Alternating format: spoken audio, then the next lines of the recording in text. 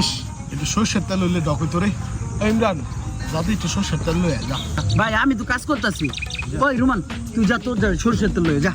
হ্যাঁ আমি সরষের তেল আনতে যাই আর তোমরা সব খেয়ালো, আমি বুঝি না। আরে খামু না, কেউ খামু না, তুই যা। আরে না না, তোরা খেয়ালাবি। আরে খামু না রে ভাই, তুই যা একটু তেলটা লয়ে যা। বেশ খাইস না কিন্তু, ঠিক আছে?